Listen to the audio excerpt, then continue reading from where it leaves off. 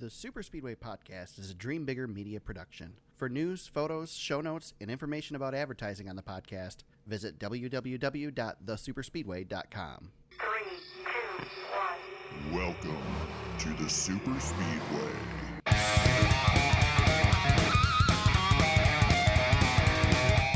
Welcome to episode 136 of the Super Speedway Podcast, recorded Wednesday, December 11th, 2019. I almost said Sunday for some reason.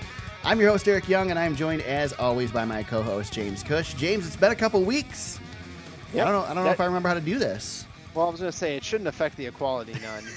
So we're already off to a fabulous start after a couple of weeks off. So we're as you would expect. We'll be talking over each other, bumbling around. So a normal show. Yep. Like I warned James before we started recording, my wife's going to be coming home in the middle of the podcast. The dog is on high alert. The people above me in the apartment are making a ton of noise. So should be plenty of interruptions. Should be fun, like normal. Yep, that's how we roll, man. It's good. What have you been up to during the break? It's been like 3 weeks. Nothing. It feels like it's been like forever since there was a NASCAR race. I haven't found anything extra to do with my Sundays. I'm still busy as crap, but missing some racing a little bit. But otherwise, just I'm doing the hockey thing, man. Lots of hockey. Yeah. Yep. My whole world has been, so since the NASCAR season ended, I have been in Frozen world. My daughter's about to turn 3 next week, so we are headstrong into Frozen. Saw Frozen 2, probably going to go see it again. I was going to say, did you see Frozen 2? Yeah, you did, huh? Yep, took her to her first movie, so that's been the exciting part of the off season so far. Nice. But she make it through the whole thing, no problem? She did. Got a little antsy towards the end. It's a little bit long, but she sat through it and loved the whole thing. And now we've got the album on the iTunes, and oh yeah, it's just continuous. It's just Anybody out there who's got a young daughter knows what I'm going through. My boy's first movie theater movie was Cars 3, so. Good one. And one of them made it through it. The other did not. He had to leave and go out in the hall. There's been some great Cars 3 memes with the next Gen 7 testing that's been going on. Yeah. Because that car looks like what's his name? Storm. Yeah. The newer car, anyway, that kicks Lightning McQueen's butt at the beginning, and then, of course, Lightning McQueen battles back and figures it all out. Of course, it wouldn't be a Disney Spoiler movie. alert. Oh no, Disney Pixar. What is it? Is it Pixar? Yeah, it's Pixar, right? Yeah, it's Pixar. Yeah. Maybe that needs to be our off-season movie podcast this year. Is Cars 3? Maybe it should be Cars 2 because I haven't seen that one. I've seen the other two. I heard Cars 2 is bad. Cars 2's bad. Cars 1's pretty good. Yeah, Cars 1 is really good, and Cars 3 I think is excellent. Cars 3 is good because There's so many Easter eggs in Cars 3. Yeah. Ryan McGee, shout out, has got a great piece on the development of Cars 3 and how they went and got into the history of NASCAR. How did we get here on this topic? I don't know. Good stuff, man. Wow. You talked about Frozen, man. That's how we got there. Well, I know. I mean, it's the off season. Right. The off season. Yeah, if you guys are looking for some rhyme or reason this week, there's nothing else to talk about. We're just going to ramble. We do have some semblance of show notes, but basically it's just Jayski's feed. I didn't even really have to put them in the show notes. I could have just went on Jayski's site and clicked through the news, but thank God Jayski's back. Otherwise, we'd actually have to work to put our show notes together. Yeah, for sure. That's true. Well, speaking of news, let's start with the biggest news item of the week, James. Huge announcement that you probably missed. Blue Green Vacations will be the sponsor of the duels at Daytona. I think we're going to start there. You had it at the top of the show notes, and I thought, there's no way he's going there first. Yeah, man, we got to start with the big stuff. What am I supposed to do with that? I don't know. There's really nothing to do with it. Congratulations. Yeah, I don't know what Blue Green Vacations is. Because it was the Budweiser duels for the last couple of years, right? We lost the Bud Shootout, and then it was the Sprint Unlimited for a while. Yeah. And then it was the Shootout again. Yeah. I don't know. I've lost track. And it's going to get even worse this season with sponsorship, so I'll be confused as ever. But I mean, I guess it's Blue Green Vacations. As far as I know, unless there's some other company that's changed its name, like Gander Outdoors has done 70 times, it's a new company in NASCAR, so that's cool. I guess. I'm going to boycott calling the Truck Series by its actual name. I don't even know what its actual name is right now. Gander RV and Outdoors Truck Series brought to you by Florida Georgia Line and vodka at the end. I don't know. Nice. Something like that. Yeah. It's a good thing they're going to get rid of pit stops because it's going to take them longer than the pit stops to. Never mind, it's a bad joke. All right. Oh, yeah. Yeah. So I guess not much else to say there. I just threw that in there for the heck of it because it was something that. That's funny. I hadn't It's a good seen, way to so. start. I think everybody who's listening is probably like, "Where's the big item that they're going to talk?" Yeah, everybody knows what it is. We'll get there. Yeah, we'll get there. It's down the list a little bit. Just indulge us for a few minutes. I'm going to bounce around a little bit, and before we get to the one that we probably should have started with because it's the furthest back from now. But while we're on a sponsorship discussion, let's talk about CBD sponsorships, James. They will not be allowed in NASCAR. I don't know. Listen, I've never been a marijuana fan, Right. I guess. I guess I don't understand why you wouldn't take money at this point from anybody, but I mean, we can't have cigarette sponsorship anymore. Obviously, this is different. CBD and it isn't. I mean, it is, but it's not. I don't know. First of all, I'm not a CBD expert by any means. no. A lot of other sports are allowing it. Some are on the fence. I know there were a lot of motorsports. issues with Formula One on that they could have it at certain tracks and not at others because of laws in the countries that they race in. I don't know. Listen, if we're gonna be slinging all the light beers, Yeah, I mean I think that's where my issue is I think I'm good with saying it's a family sport. Let's keep keep everything family oriented, but we have the beer sponsorships, we have liquor sponsorships. So Yep.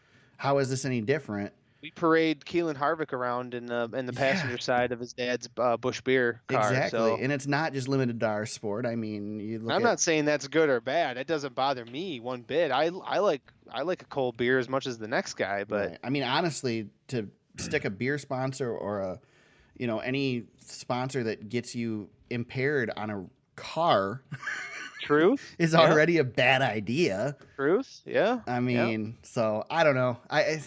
I think it's just the CBD thing, the marijuana thing, all that stuff's so new. Nobody really knows where it quite falls. Because I know that there's been, a lot of this advertisement. They've been able to do some of this stuff, and it's like, okay, so shouldn't marijuana or vaping or whatever, shouldn't that stuff kind of fall in the same category as cigarettes? And cigarettes already have been banned from all this stuff, like federally. But I don't know. I don't know. Yeah. I think this is one of those things like see what the NFL and the NBA, see what those guys do. Right. And it's not like we're putting pot plants and, blunts on the side of cars. This is CBD. I mean, this is freaking family video rental places have this stuff for sale so I mean, it's I don't know. Anybody who listens to us outside of what's family video, the Midwest, right? Yeah. Runs I don't know Midwest, how right? local it is, but it did make an appearance in Stranger Things. So okay, this is another. I'm going to do this a lot on this podcast. So if you've watched Stranger Things, the last season, there was a family video pops up. I didn't even notice that. Season. Yeah, it's fantastic. Interesting. And I was like, oh my god, family video, because we used to have one in my hometown before it closed down. Right. And as you said, they've been slinging CBD out of the family video now. Yeah, it's on the sign out front. To stay open. Yeah.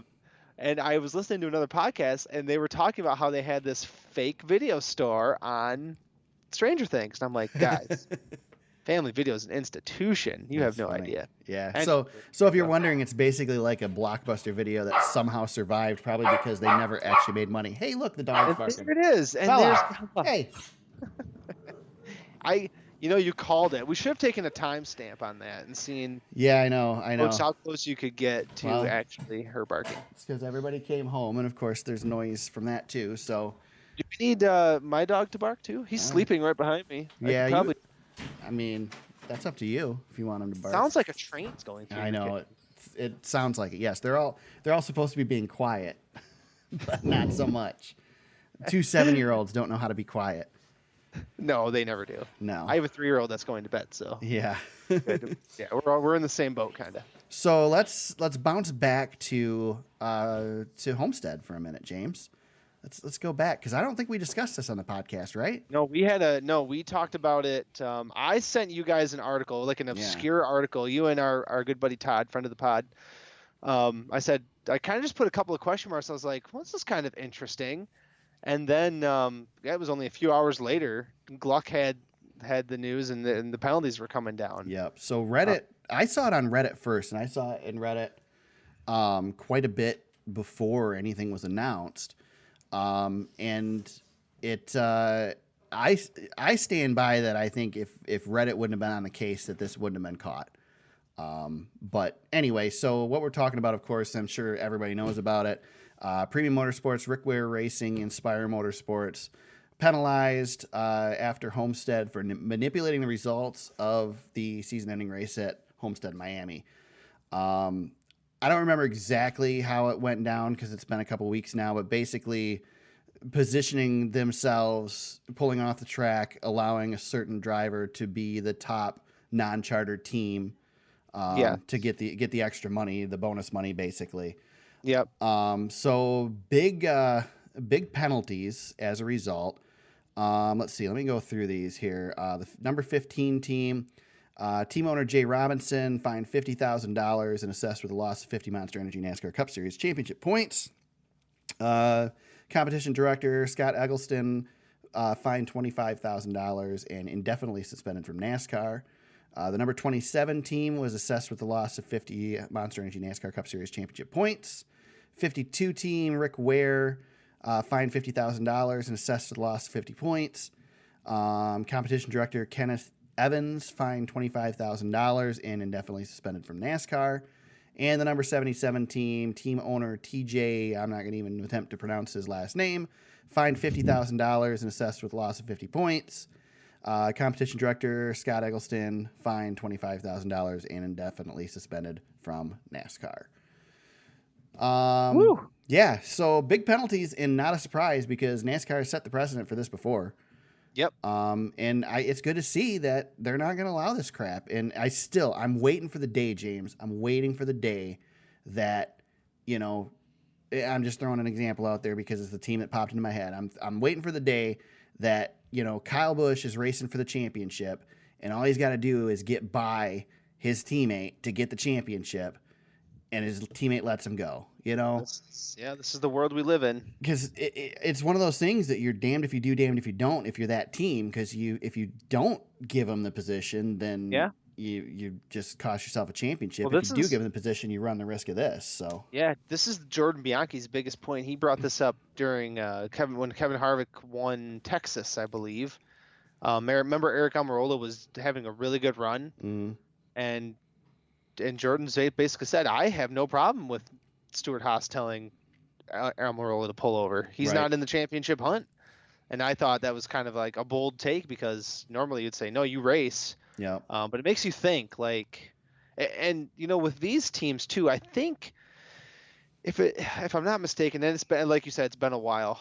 But a lot of these teams are working out of the same shop. There are 3 different teams. I think it's Jay Robinson's shop, and I'm not 100% sure there, but they're running a lot of cars out of this one area. So, it was advantageous for all of them to figure out a way to help each other out, which it's kind of a conundrum, really, because, like you said, if it was on the bigger scale, it definitely would be more noticeable. But these teams compete every week at the back of the field, and it matters. Yeah, it's this race that we don't ever get to see, but we just don't pay attention to it. It's just as big of a deal as the one at the front of the field.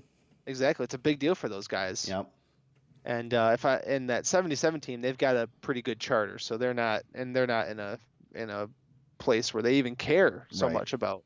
They've got the old Furniture Row charter, so they're already getting. That's a very valuable charter for them. So I on one hand, I don't blame these teams for trying to game the system to figure something out, but what is the 100% rule that NASCAR has? Right. Is this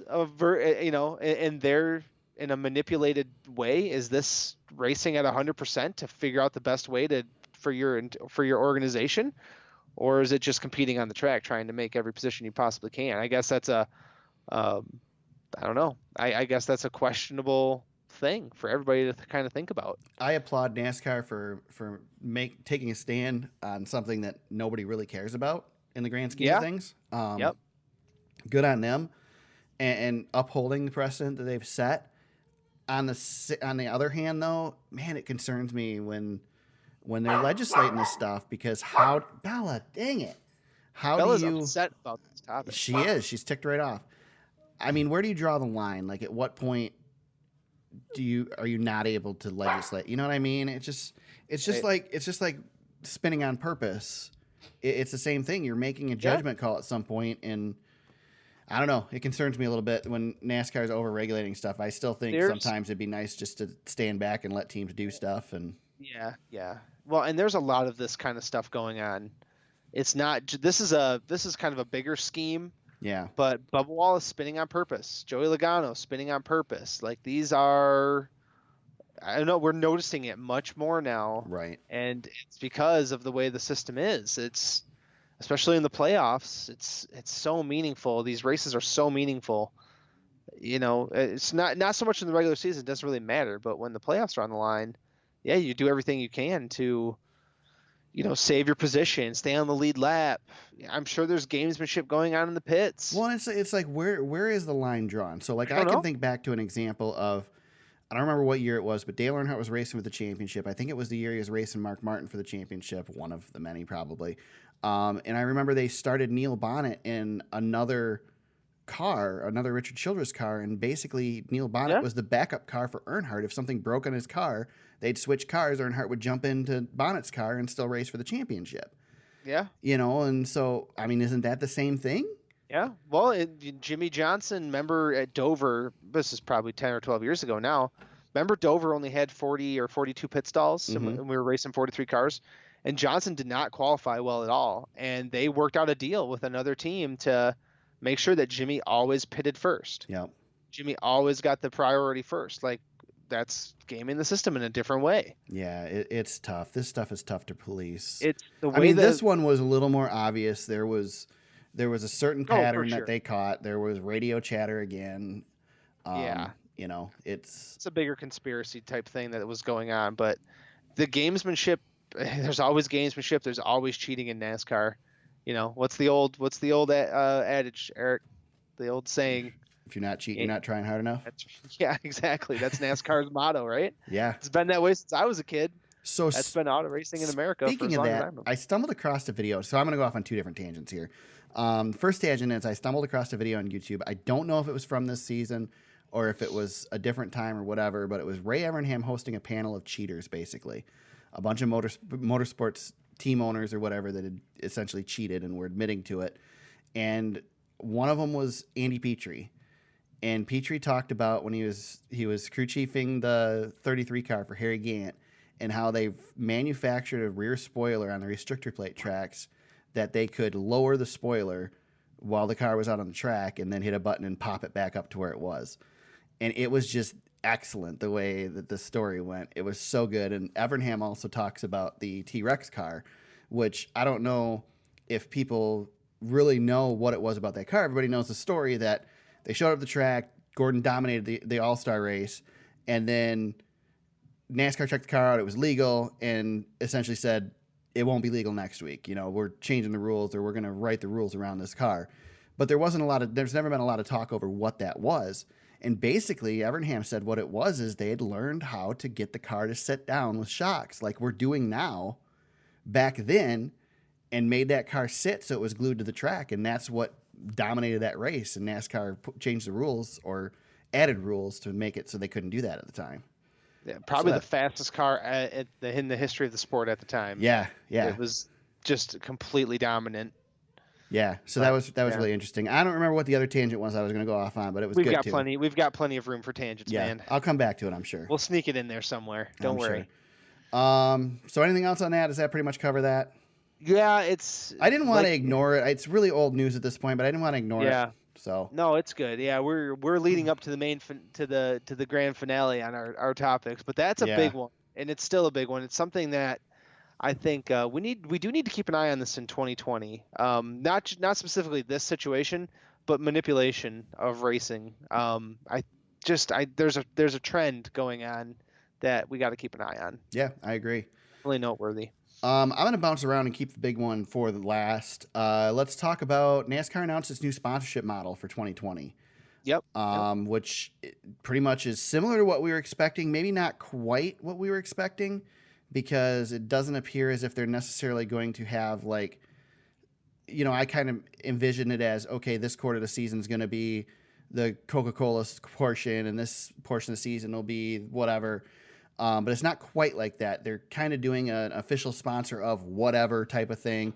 Comes with race sponsorships. The different deals are different for different brands. So the premier partners, the main premier partners, are Busch Beer, Coca-Cola, Geico, and Xfinity.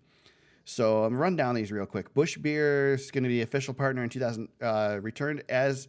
Okay, never mind. Busch Beer, the deal provided the beer ban. So they'll do the pole award still. And they will sponsor a NASCAR Cup Series event, which, by the way, it is the NASCAR Cup Series now, which is awesome. I like that. Yep. And that was pretty much all they really talked about with Anheuser-Busch or with Busch Beer. So I'm sure more stuff will come out from that. Coca-Cola, they it further enhances their position as the official soft drink in NASCAR and a signature part of the brand's marketing strategy, the Coca-Cola Racing family, exclusive group of top drivers that will remain. They will continue to own race entitlements at Charlotte Motor Speedway and Daytona International Speedway, and will become the presenting sponsor of the NASCAR Cup Series regular season championship trophy. Nice. Yes. Geico will, become a presenting partner of a season phase. So I'm assuming this will be the Western Swing. Yeah, and they've got the Geico restart zone in all the tracks too, right. So they're going to have a pretty big presence. Yeah. Yep. I'm assuming the West Coast Swing will be the NASCAR Goes West, brought to you by Geico, or something like that. Xfinity will sponsor the Championship 4 Elimination Race 2020 NASCAR Cup Series playoffs at Martinsville. Will be the title sponsor of the Xfinity Series, as it already is, the official entertainment partner of NASCAR. And it will retain its Xfinity Series sponsorship. So, there you go. And then also saw Monster is returning as the official energy drink of NASCAR. And for anybody who was concerned, the Monster Girls will be at the track again next year. Yep. There you go. There you go. Yeah. They're going to have a decreased role, but still be a significant part of the sport. Yeah, so I'm sure they'll still be behind the camera in Victory Lane and that sort of thing. They never really were a big installation in NASCAR. No, I really was surprised that Monster in general, I thought that they would be more in your face because, with Monster Energy Supercross and the other stuff that Monster's done, they're usually really in your face, but they were very low key at the track. At the first season, they had signage on the walls and the corners and really low key. Last year, I liked that they added the Monster Energy sign at the finish line on the flag stand, which probably nobody noticed except me. They had the big Monster logos in the grass, but for the most part, they were a very low key sponsor. And even the Monster Girls were, first of all, dressed much more appropriately in the Cup Series than they were in other, markets for Monster Energy, even though some will argue that they still were too scantily clad. But I didn't have a problem with it personally, just for the record. Scantily clad. What a great usage. Right. Yeah. But I mean, they really weren't, like you said, they weren't in your face at all. They were in Victory Lane, and that was about it. We really didn't see a lot of it. So, well, and we should note too that Monster did back out of an extension. Yes. They had more years on the table, but with the sponsorship, I think it was kind of a mutual agreeing of splitting, of stepping away. Right. NASCAR wanted to move to this model, and Monster seems like they didn't want to have that extension. I'm sure NASCAR would have taken their money. Right. But it sounds like this agreement's going to allow NASCAR. They're still taking their money, James. Oh yeah, they're getting their cash. Oh yeah, no, this sponsorship model. NASCAR doesn't do stuff to lose money. Exactly. This will benefit NASCAR in the long run. So, yep. I think it's cool. I like the fact that it's the NASCAR Cup Series that we will no longer have the brand change every time a sponsor leaves. So, yep. Did you see I think Adam Stern had it, that NASCAR was actually discouraging some sponsors from becoming a premier sponsor if it were to take away from their cup programs? No, I had heard a little bit about that. NASCAR FedEx is a good example there. Okay. That FedEx was looking to probably increase some involvement, but it would take away a little bit from Denny Hamlin's car. So That's NASCAR cool. told them, we would rather you sponsor the car. That's good. So that's pretty cool. That's good. Yeah, I like Gotta that. have healthy teams. You got to have healthy teams. Yeah, I wouldn't mind seeing something along. I'm going to use Monster Jam as an example, which I know is a really terrible example. But a lot of the Monster Jam teams are owned by Feld Entertainment, who owns Monster Jam. I wouldn't mind seeing NASCAR step in and have some ownership of these teams to ensure that these teams continue to run. They still run as independent teams, so they're still racing against each other and everything. But if it gets to that point where finances are that tough, like Richard Petty Motorsports, let's keep some of these teams in the sport. Yeah. If there's a way to do that and work with these partnerships with these sponsors and everything to help sponsor these cars and keep them running, however that looks. Use some of that Coca-Cola money and funnel it to the 43 or whatever. Yeah. Yeah. Because he's a Coke driver. So. Right. Right. So who knows? I mean, this is me pulling something out of my butt. I mean, this isn't something that's being discussed, but there has been talk about how this will benefit teams as well. And so that's good. Yeah. So it's Joey Logano tested the Gen 7 car this week at Phoenix. You kind of mentioned this already with all the Cars 3 stuff. One thing I thought that was, first of all, it was really cool. Joey got a chance to do a couple streams on social media and kind of show people the car and stuff. I like this car so far. I think the most exciting thing to me was the short spoiler on the rear, which is barely a spoiler. Yep, they did a couple of different versions. They had the big spoiler the first day, short spoiler second day. Yeah. And then they had some contraption under the rear, which didn't get a really good look at it, but Joey was talking about it, and supposedly it's to allow the air to funnel through a little bit more and make racing behind the car better. So that's cool. Yeah. It worries me a little bit because it looked a lot like the front wing of a Formula One car that, you breathe on and it knocks it off of it, but who knows? Early. We're still early. Yeah, it's all prototype stuff. The car has looked good on the track. Yeah. The front end was off the ground. How about the wheels, man? Yeah, I don't know how I feel about the wheels. I like the wheels. Dude, they look cute. I don't like the rims that they're using. No, I like that. It looks like a street car, man. That's what it's supposed to be. We haven't run the style of wheels that NASCAR runs on street cars in decades.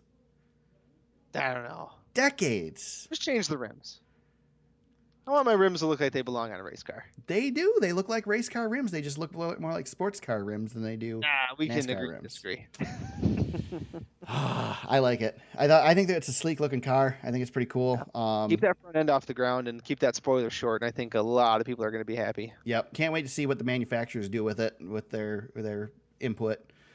Should be pretty cool. So I'm excited. I'm excited about going to that Gen 7 car. Can't wait to see it on the track in actual racing conditions. Year to go. Yep. 1 year to go. Yep.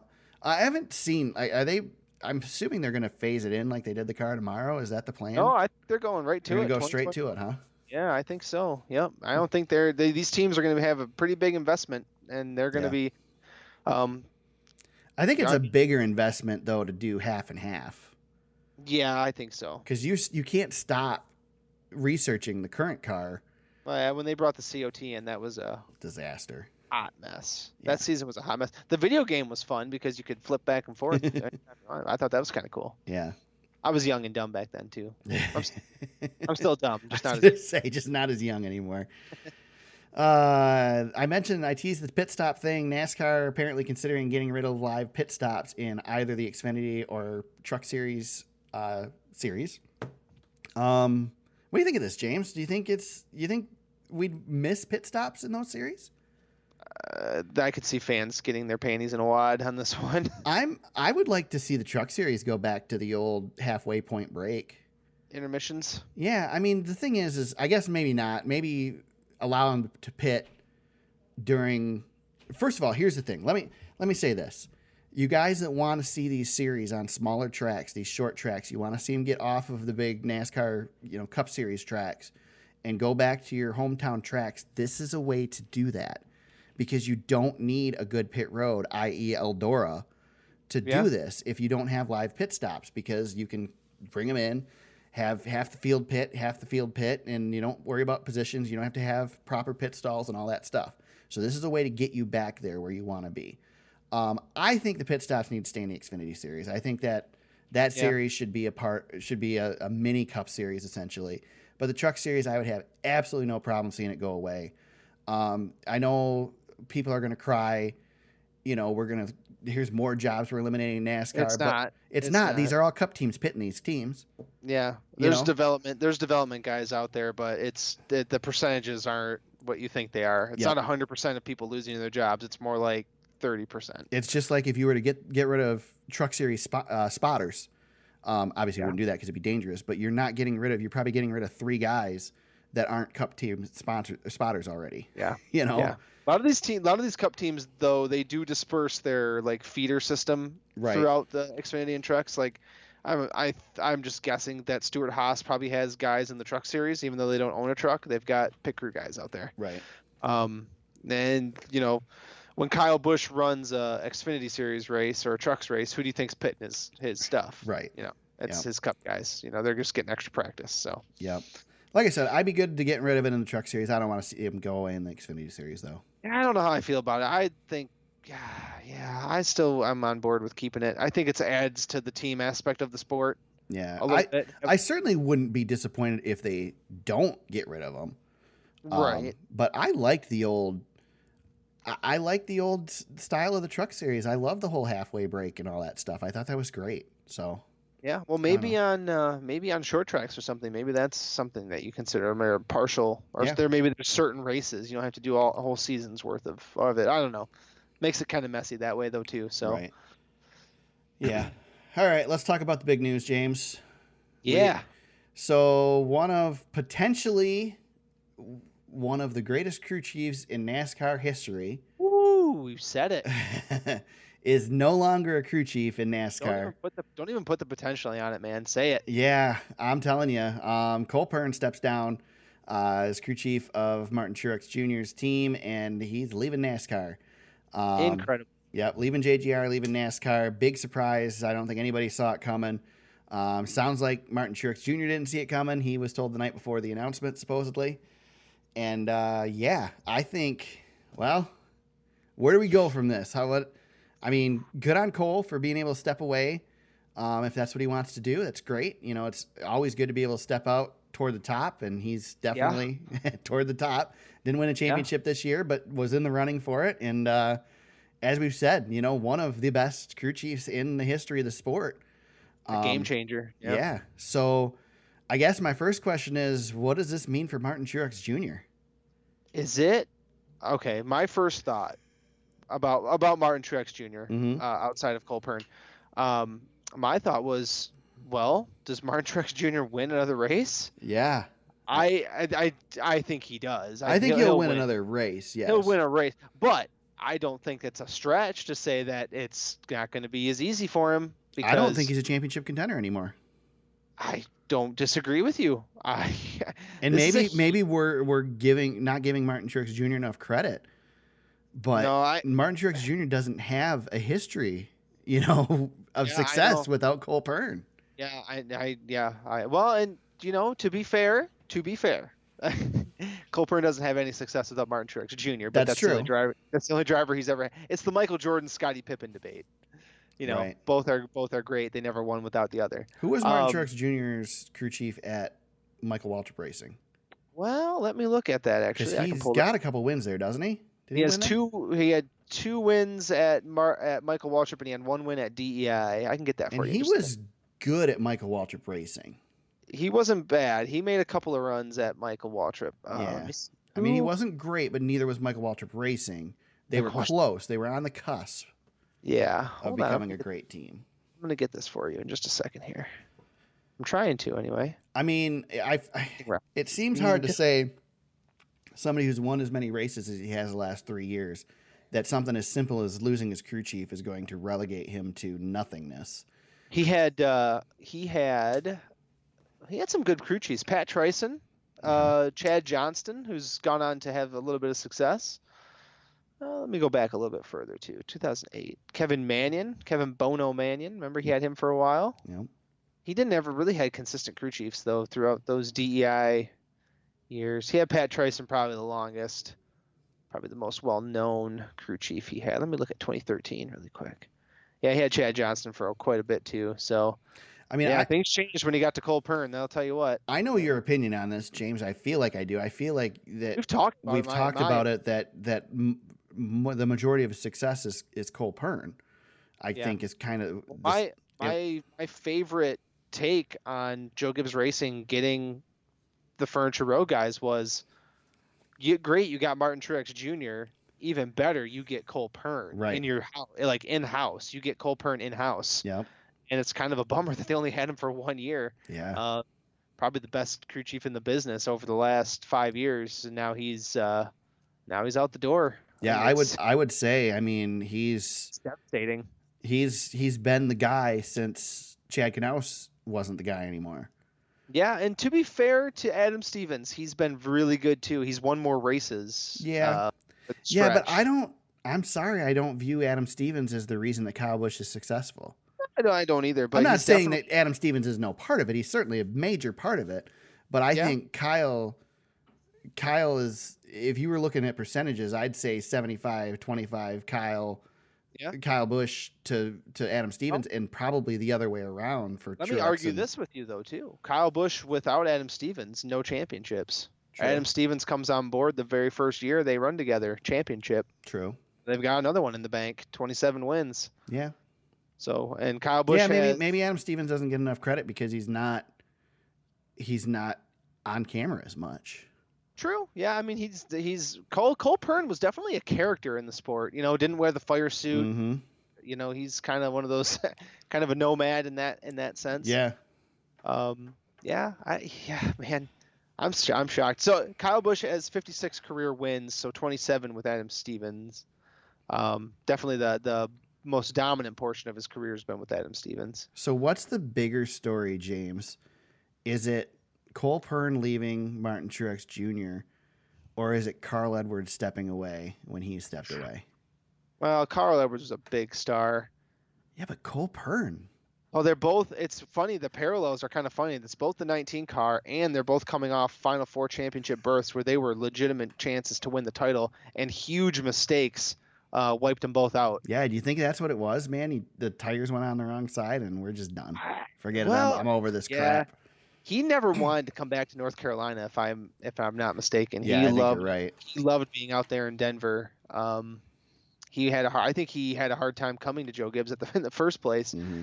And it's hard. We're seeing guys in the sport, drivers, crew chiefs included now, younger and younger, not sticking around as much. Like Carl Edwards has disappeared. Yeah. He's just not around anymore. And yeah, I don't know how much. If you're not enjoying it anymore, there's no reason to be there. You're not there for the money anymore. Exactly. It's so strange. I don't know how much we're going to see Jimmy, honestly, when he retires. He's got so many other interests outside the sport, and you see Kyle Busch and how seems to be teetering on whether he's happy or not. Who knows? But Yeah, I see Kyle still being around though. Kyle's going to be a team owner. We'll see him as a team owner, I think. Oh, he's going to stick. Yeah, he's going to stick around. I just don't know what capacity he's looking at, obviously. But Jimmy, I could very much see only making a few appearances at tracks. And yeah, I mean Danica left and never came back. That's another. Tony Stewart, for being a car owner, he's off doing his own thing. He's running the races he wants to run, and I don't know, man. I'm just still shocked about Cole Pearn. I am too. I mean, I think it's the best. This completely changes the outlook for potential champions over the next several years, because I think Martin Truex Jr. certainly had another one in him. It's a shift, yeah. It's definitely a shift. He's gone championship, runner-up the last 3 years. Yep. And since these two combined together, they've made the Final Four 4 out of their 5 years. And they should have made it that. They should have made it that other year, but he wrecked out, and the playoffs kind of nipped him. Right. But he was a good team that year too. 4 wins that season in 2016 that he didn't make the Final Four. So he was really good. Really good that year too. Almost led 2,000 laps. I mean, jeez. Yeah. It's incredible. I don't know what was your initial reaction when you saw the news? Was it, were you shocked, or I was definitely shocked. Was not expecting it whatsoever. I caught some discussion on NASCAR radio where they were talking about people stepping away and didn't realize what it was about yet, because I hadn't checked the news, and they didn't mention Cole Pearn by name on the broadcast. So when I saw the announcement, it's like, holy crap. Yeah. that was something. It's because I thought they were just talking about rumors of drivers leaving is the way it seemed on the broadcast, but they were referring to Cole. So yeah, I think it's a big deal. I think it's a big deal for Martin Truex Jr. This next season is going to be a huge deal for him because he needs to step up and show, that it wasn't Cole Pearn that is the reason he's successful. Truex would do a lot of favors for himself to come out and win Daytona. The pressure will be on at Daytona. The pressure will be on the first quarter of the season to show that he can do it. Yeah. So it's kind of a Tom Brady, Bill Belichick type thing. They've done so much together in their time that they're, trying to prove. Well, I guess in NASCAR, Jimmy Johnson and Chad Knaus. Well, both even those better. Those guys are still trying to figure it out. How about Jeff Gordon and Ray Evernham? I mean, that's another great one. Look at Jeff Gordon's career after Evernham left. Yeah, he was able to get another title, but was never. Probably left a few titles on the board. I mean, if Evernham stays, we think Evernham's probably the greatest crew chief of all time. Yeah, I think so. I mean, Chad Knaus definitely is right with him, but Chad Knaus came from the Evernham camp, so. So I know you pulled some stats. Where does Cole Pearn rank? I'm looking at active guys still, so I'm comparing him to Adam Stevens, Chad Knaus, Rodney Childers, and another one who's kind of forgotten, Paul Wolf. Okay. Yeah. Had a really nice run, but he's not been.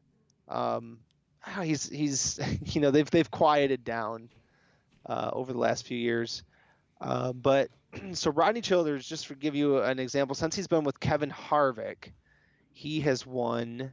Now this is going from 2014, so he's got one more year on Cole Pearn, but he has won 26 races with Kevin Harvick since 2014. That's completely changed Kevin Harvick's career. I think these two are probably the biggest comp for each other. Mm-hmm.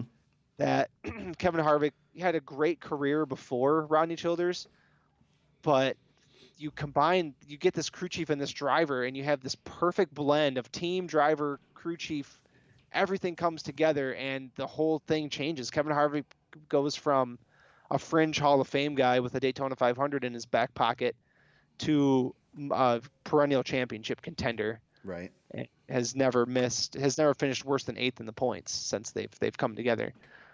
I think these two are probably the most easily comparable of the bunch. And then Chad Knaus during his peak, I'm looking at his numbers. He obviously he's fallen off. Hasn't been with Jimmy for over the last season now. He was with William Byron, but nobody compares to Chad. Right. At his peak, 7 championships, but the 5 in a row with Jimmy, but they're so dominant.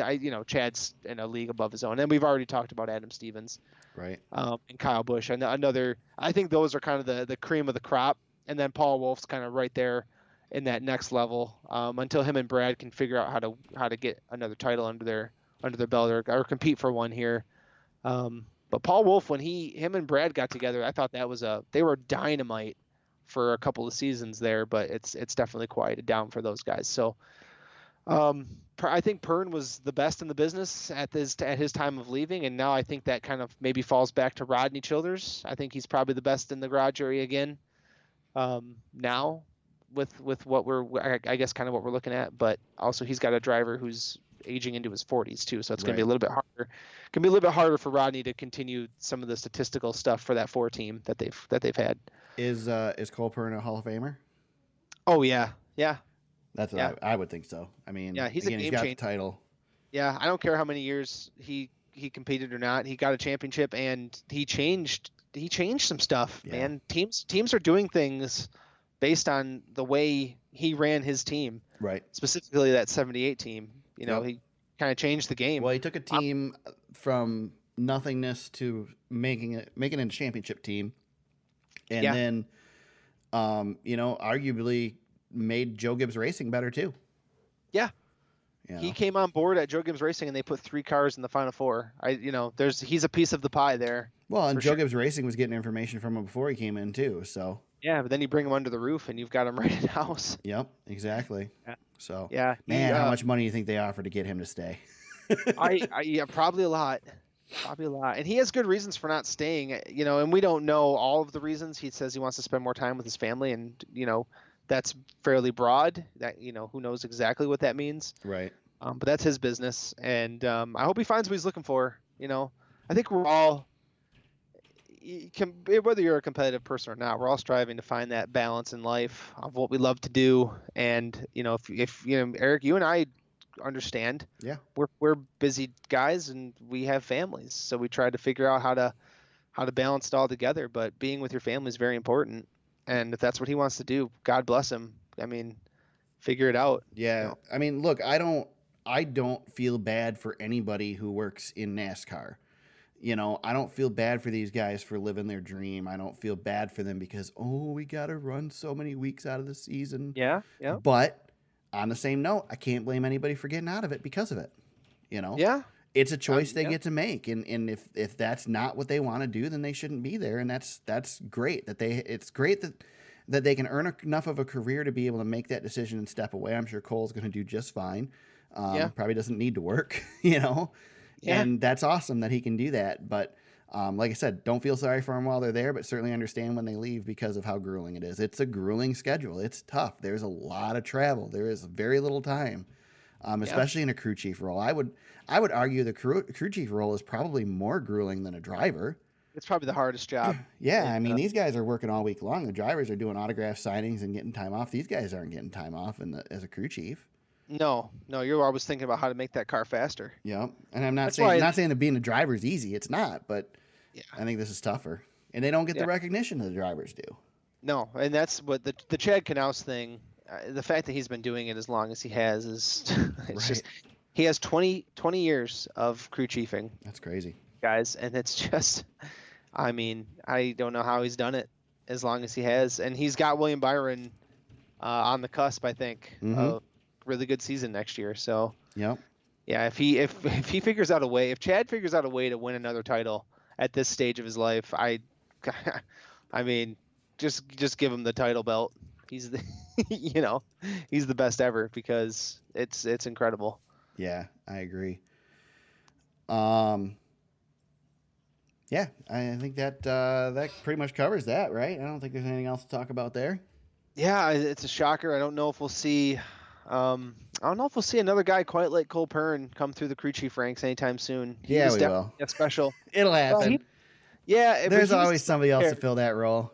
Yeah, it might be somebody who fills the role, but they might fill it a little bit differently. Oh, yeah. He was a special type of character. I don't know. He's going to go down in the history of NASCAR as kind of like a rocket that kind of shot up, and he was here very quickly and was gone. Yep. And who knows what the future holds? Maybe a year off will do him some good. Maybe he comes back. You never know. He's a young guy. He's not. Yeah.